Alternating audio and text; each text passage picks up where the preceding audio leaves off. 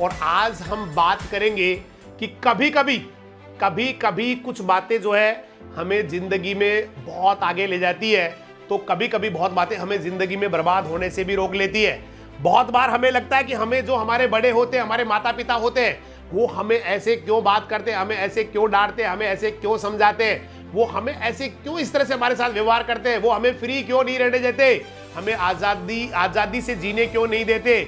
लेकिन my dear student, जब तक पतंग होती है वो डोर से बंधी होती है तब तक ही वो, या यूं कहे कि अनुशासित होती है जब तक डोर बंधी होती है, और तब तक ही उसका अस्तित्व होता है। जिस समय उसकी डोर कट जाती है उस समय पता नहीं वो कहां चली जाती है।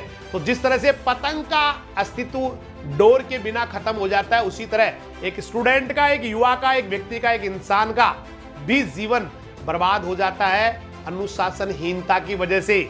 तो वो लोग हमें अनुशासित रखने के लिए, हमें सही तरीके से सही दिशा में आगे बढ़ाने के लिए हमें बहुत बार वो डांटते हैं, बहुत बार समझाते हैं, बहुत बार हमसे रूखा व्यवहार भी करते हैं, और बहुत बार तो हमारी वो जो है ना, कभी कभी जो है शारीरिक दंड भी हमें दे देते हैं, कई बार हमें चाटा रख देते हैं, कई बार थोड़ा धमका भी देते हैं, मतलब इस तरह की स्थितियां। तो ये चीजें जीवन में बड़ी इंपॉर्टेंट है भैया, क्योंकि अनुशासन, कल भी बात हुई थी कि अनुशासन के बिना, परसों वाली प्रोग्राम में था, अनुशासन बहुत जरूरी है। डिसिप्लिन लाइफ ही आदमी को बहुत आगे ले जा सकती है। तो कभी कभी जो किसी की सीख होती है, बड़े की सीख होती है, माता पिता की सीख होती है, गुरु की सीख होती है, वो हमें बहुत बार लगती है, क्योंकि वो लोग हर चीज को अनुभव से बात करते हैं, हमेशा वो अनुभव से बात करते हैं, कभी भी हवा में बात नहीं करते। एक यूथ होता है जिसका बहुत खून उबाल मार रहा होता है, वो बहुत बार हवा में बातें कर जाता है बेटा, बहुत बार हवा में बातें कर जाता है। मतलब उसको लगता है कि मैं शायद यहां से कूद जाऊंगा तो कुछ नहीं होना है। लेकिन एक समझदार व्यक्ति होता है, वो सलाह देता है कि भैया जब तक नहीं होना हो तब तक तो कुछ नहीं होता है, लेकिन जिस दिन तेरे प्रॉब्लम होना शुरू हो गई, बॉडी में कहीं भी तेरे कोई बॉडी पार्ट टूट गया, कोई बॉडी पार्ट में, तो उसके बाद जिंदगी भर जो है ना आप परेशान रहोगे। बहुत बार हमारे घर वाले, हम लोग नहीं समझते हैं, लेकिन जब हमारे साथ वो गुजरता है उसके बाद हमें लगता है हमें ऐसा कर लेना चाहिए था। बहुत बार छोटी छोटी बातें, हम घर पे छोटी छोटी बातें कई बार उनकी इग्नोर कर जाते हैं। बहुत बार हमारे पिताजी माताजी कहते हैं भैया पसीने में आया है, पानी नहीं पीना, प्रैक्टिकल बात कर रहा हूँ घर की तरह, और हम लोग ये कहते हैं कुछ नहीं होना, मैं तो ऐसे ही रहता हूं, मैं तो ऐसे ही पीता हूं। और एक दिन बेटा ऐसा आता है कि आप जो है ना वो गलती कर जाते हैं और हमेशा हमेशा के लिए उस परेशानी से जूझते रहते हैं जिंदगी भर के लिए, क्योंकि इतना बड़ा जो है ना शरीर में इतना बड़ा प्रॉब्लम शुरू हो जाती है। ऐसे ही कई बार हम कूदते हैं, घर वाले कहते हैं भैया इधर थोड़ा मत कूद, कहीं लग जाएगी, कोई नस वेन्स जो है ना इधर से उधर हो जाएगी, और हम लोग उसको इग्नोर कर जाते हैं, कुछ नहीं होना, मैं तो ऐसे ही कूदता हूं। लेकिन एक दिन ऐसा भी आता है कि बहुत बड़ी प्रॉब्लम हो जाती है और जिंदगी भर आदमी अपने पैर को, पेट को पकड़ के बैठा रहता है, अपने हाथ पैरों को पकड़ के बैठा रहता है। तो आप उनकी बातों को, मैं फिर कह रहा हूं, वो हर बात को बड़े एक एक्सपीरियंस से बोलते हैं। भाई आदमी को करना, अपने दिल को अच्छा लगे वो करना चाहिए, लेकिन दिल को तो अच्छा लगता है बीड़ी पीना, सिगरेट पीना, क्या वो करना चाहिए? नहीं। कभी कभी जो है ना बड़ों की सलाह मान लेनी चाहिए, फिर उसके बाद अपने विवेक को इस्तेमाल करके सारा को मिक्स करने के बाद एक बड़े रिजल्ट पे पहुंचना चाहिए। हमेशा हम लोग क्या करते हैं, जनरली ऐसे ही किसी को देख के वैसा ही करने का कोशिश करते हैं, वैसा ही बनने का कोशिश करते हैं। भाई आपका जो क्वालिटी है, आपका जो करने का हुनर है वो डिफरेंट है। ईश्वर ने सभी को अलग अलग बनाया है, ईश्वर ने सभी को जो है ना बड़े ध्यान से बनाया है। तो आप, मैं ये नहीं कह रहा कि पूरी उनकी बात, भाई बिल्कुल उन्होंने कह दिया कि आपको कॉमर्स में जाना है और आपकी इच्छा साइंस की है और आप उनकी वजह से, मैं ये नहीं कह रहा हूं आपको, मैं ये कह रहा हूं कि वो जो सलाह देते हैं ना वो बहुत ज्यादा दमदार होती है, बहुत ज्यादा उसके अंदर वजन होता है, बहुत ज्यादा एक्सपीरियंस उसके अंदर डाल के वो बात करते हैं। तो कभी कभी उसके बारे में जरूर सोचना चाहिए, क्योंकि सलाह भी आदमी का जीवन बदल देती है। बहुत बार ऐसा हुआ, किसी के पास गए और उन्होंने सिर्फ एक लाइन बोली, उस लाइन से उनको जवाब मिल गया, क्योंकि हम कई बार जवाबों को ढूंढते रहते हैं, यहाँ ढूंढते हैं वहां ढूंढते हैं, और बहुत सारे जो है ना किताबों में जवाब ढूंढने की कोशिश करते हैं, गूगल सर्च करते हैं, इधर उधर सर्च करते हैं, लेकिन जरूरी नहीं है कि गूगल सर्च से ही, कई बार जो है ना एक छोटे से बच्चे की छोटी सी लाइन आदमी की जिंदगी बदल देती है। बहुत बार ऐसा होता है, मतलब बहुत बार होता है। मैं एक छोटा सा एग्जांपल आपको बताऊं, कभी कभी अचानक ऐसा हो जाता है कि आदमी का लाइफ बदल जाता है। मैं when I was teaching in Hingonia, तो एक छोटा सा एग्जांपल है, मैं कोई यूं नहीं, भाई कोई मोटिवेशन वाली बात नहीं है, लेकिन कभी कभी ऐसा होता है कि अचानक जो है ना इस तरह के डिसीजन हो जाते हैं, उससे सही हो जाता है। तो मुझे जो है ना एक बार कहीं चोट लग गई थी, पेड़ के ऊपर से गिर गया था, और गिरने के बाद में मैंने कईयों को उसको दिखाया, डॉक्टर्स को दिखाया, कई लोगों को दिखाया, लेकिन हुआ नहीं ऐसा। उसके बाद में कोई प्रोग्राम था स्कूल के अंदर विदाई का, तो मुझे बच्चे जबरदस्ती घर से आके लेके, मैंने कहा भाई बैठा नहीं जा रहा, खड़ा नहीं रहा जा, बोला सर आ जाइए आप तो आ जाइए, आज हम जो है ना आपके बिना प्रोग्राम करेंगे नहीं। मैंने कहा भाई चलो ठीक है चलते हैं। अब वहां जाके उन्होंने थोड़ा प्रोग्राम में टाइम था तो मेरे को बोल रहे सर क्रिकेट खेलेंगे। अरे भाई मैंने कहा मेरे से खड़ा हुआ नहीं जा रहा, क्रिकेट कैसे खेल पाऊंगा। बोला सर कुछ नहीं करना, आप तो केवल ध्यान रख लेना ताकि हम अनुशासित रहे, हम खेल लेते हैं, आप तो केवल खड़े हो जाना, कोई बॉल आ जाए तो फील्डिंग कर लेना, हम न बैटिंग करवाएंगे ना आपसे कोई रन के लिए दौड़वाएंगे ना आपसे कोई बहुत ज्यादा फील्डिंग करनी है। अब देखिए कभी कभी वास्तव में ऐसे होता है, तो वहां पर होता क्या है, मैं कई जगह दिखा के पूरा, लेकिन मुझे ठीक नहीं हो रहा था, बड़ी परेशानी होती, तो मैं खड़ा भी बड़ी मुश्किल से रह पा रहा था। लेकिन चूंकि बच्चों का आग्रह था, बच्चे तो भगवान होते हैं, बच्चे तो ईश्वर होते हैं, मैंने कहा भाई ठीक है।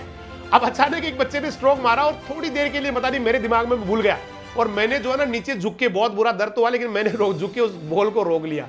उस बॉल को रोकने के बाद मेरे पसीने आ गए, मैं बैठ गया, सारे बच्चे चारों तरफ हो गए, किसी ने हवा डाली, किसी ने ले जाके ऑफिस में बैठाया, बोला सर क्या, मैंने कहा यार पता नहीं। उसकी थोड़ी देर बाद मुझे लगा यार मेरा वो दर्द गायब हो गया, तो दर्द गायब, बिल्कुल ही गायब हो गया जहां मैं कितने दूर। तो मैं ये एक छोटा सा एग्जांपल है इसका। तो कभी कभी ऐसा होता है, कभी कभी हम लोग जो है ना ग्रंथों को पढ़ लेते हैं, ये पढ़ लेते हैं, वो पढ़ लेते हैं किसी क्वेश्चन के जवाब में, लेकिन जरूरत नहीं होती कभी कभी इतने ग्रंथ पढ़ने की, इतनी किताबें पढ़ने की।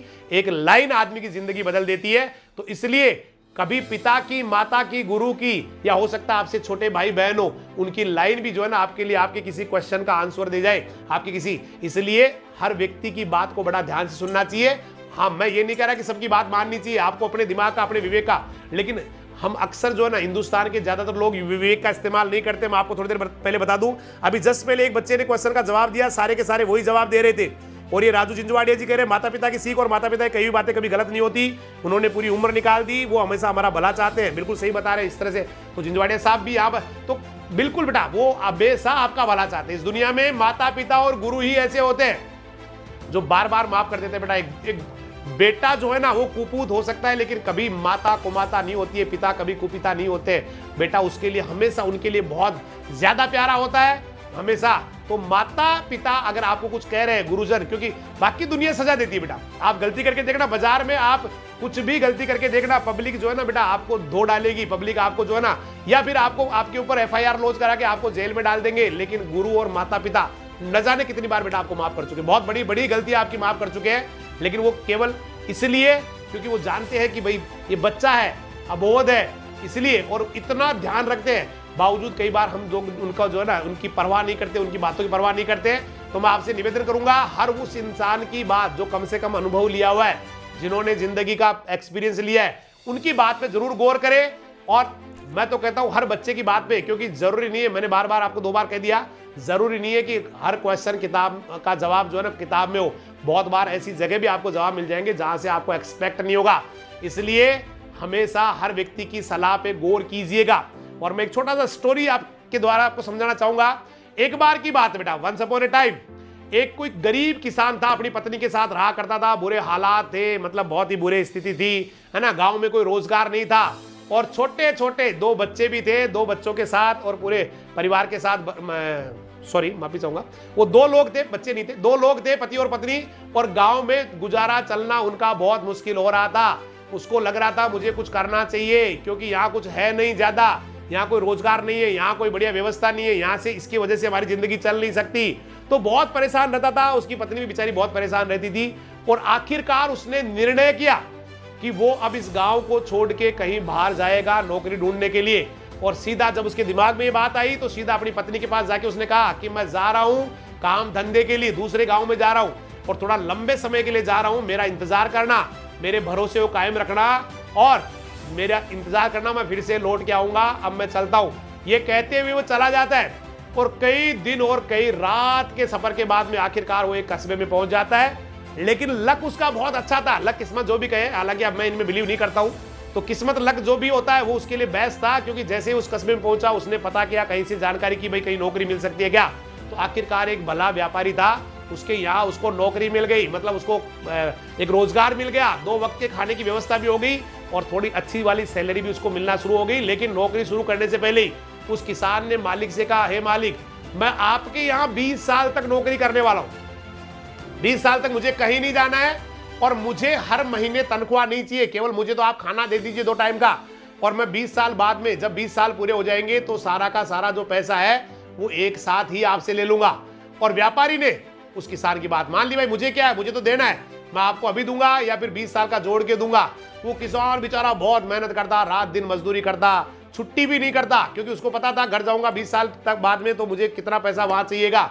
और छुट्टी के दिन कोई भी अवकाश नहीं ली हमेशा, क्योंकि उसको पता था जाऊंगा तो मुझे पैसा चाहिएगा। ऐसा करते करते उसने बहुत मेहनत किया, सेट के लिए बहुत काम किया।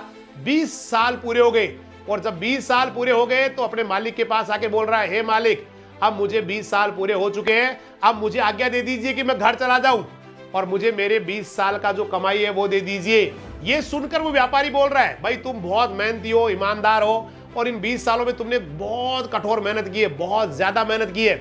अब मेरे पास तुम्हारे लिए एक प्रस्ताव है कि या तो तुम अपने 20 साल की कमाई ले लो, या फिर मैं आपको 3 सलाह दूंगा जो आपकी जिंदगी बदल सकती है या जिंदगी में बहुत ज्यादा काम में आ सकती है। बताइए, 20 साल की कमाई लेना पसंद करोगे या 3 सलाह आपको चाहिए? लेकिन ध्यान ये रहे, दूंगा कोई एक ही चीज। अगर ये आपको 20 साल का पैसा चाहिए तो 20 साल का पैसा दे दूंगा। अदरवाइज आपको अगर सलाह चाहिए तो मैं 3 ऐसी सलाह दूंगा जो शायद आपकी जिंदगी में बहुत काम में आएगी।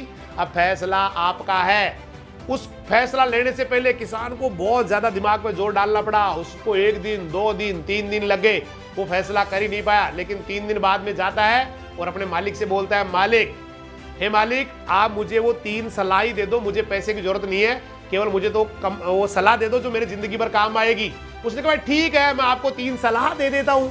उसने पहली सलाह दी कि कभी भी जिंदगी में शॉर्टकट मत लेना भाई, आसान रास्ता मत अपनाना, अपनी मेहनत पर भरोसा करना, क्योंकि हो सकता है आसान से दिखने वाला जो रास्ता है, जो शॉर्टकट है, वो आपकी जिंदगी को बर्बाद कर दे, वो आपकी जिंदगी को तबाह कर दे, वो आपके लिए मौत लेके आ जाए। इसलिए जिंदगी में बहुत मेहनत करना, शॉर्टकट मत अपनाना, पहली सलाह। दूसरी सलाह यह है कि हद से ज्यादा कभी भी उत्सुक मत होना, एक्साइटेड मत होना, क्योंकि कभी कभी क्या होता है, हद से ज्यादा जो एक्साइटमेंट है, उत्सुकता है या कौतूहल है, वो भी आदमी को मृत्यु की तरफ ले जा सकता है। और तीसरी और आखिरी सलाह मेरी यह है कि जब भी गुस्सा आए या बहुत परेशान हो जाओ तो भी जल्दबाजी में कोई फैसला मत लेना, नहीं तो यह भी आपको मौत की तरफ ले जा सकता है। वो तीनों सलाह ली और 3 पाव रोटी दे दी, और 2 पाव रोटी बीच रास्ते में खा लेना, और तीसरी पाव जो ना घर जाके खा लेना। मतलब 3 पाव रोटी उसको बांध दी, जिसमें 2 पाव के लिए कहा कि ये 2 पाव अलग रख लो, इसको 1 पाव को घर में खा लेना, 2 पाव को रास्ते में खा लेना। और वो चल रवाना हो गया, उसने प्रणाम किया और चल पड़ा। किसान अपने घर के लिए चल दिया। बीच रास्ते में उसको एक राहगीर मिल गया। राहगीर जो रास्ते में बराबर चल रहा था, उसने कहा, भाई कहाँ जा रहे हो? उस किसान ने बोला, जी मैं अपने घर की ओर जा रहा हूँ, मेरा फलाना गाँव है और अभी मुझे 25 दिन लग जाएंगे। ये सुन के उस राहगीर ने कहा, अरे भाई, मुझे एक रास्ता दूसरा पता है जो बहुत सीधा जाता है और 5 ही दिन में आपको अपने घर पहुंचा देगा।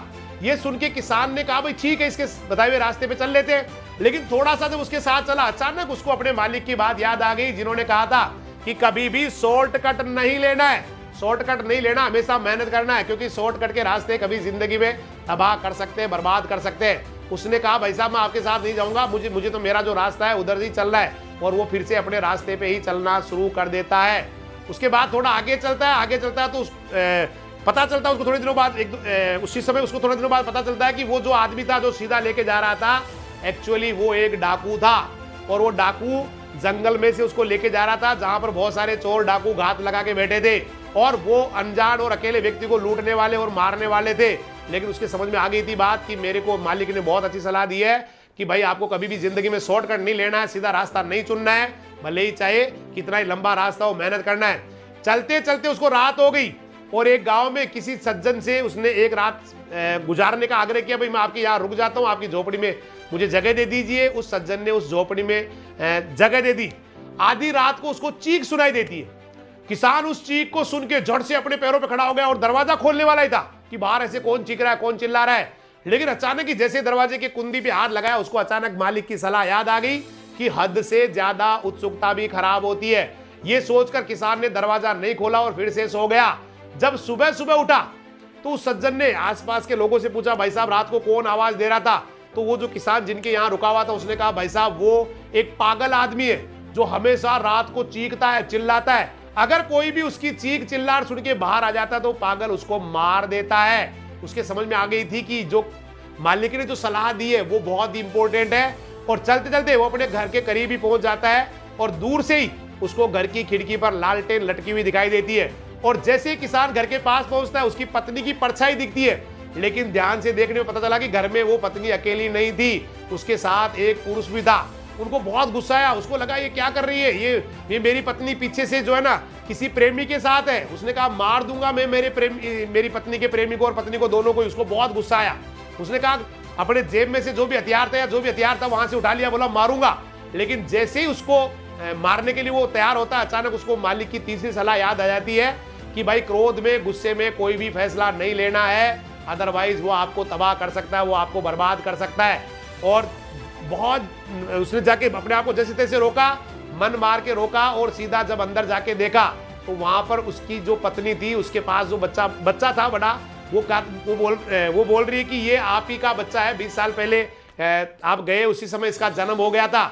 और पहचान लिया गले, मतलब तो उसको लगा देखो कितनी जरूरी बातें थी। उन्होंने 3 जो सलाह दी थी वो कितनी इंपॉर्टेंट थी। उसने कहा मैं क्या सोच रहा था, मैं अपनी पत्नी को धोखेबाज समझ रहा था, लेकिन इसने तो पूरा अपना धर्म निभाया है, अपनी सब कुछ निभाया है। उसने मुझे धोखा नहीं दिया, बल्कि एक बच्चा भी जन्म देके इसको बच्चे को भी पाला है।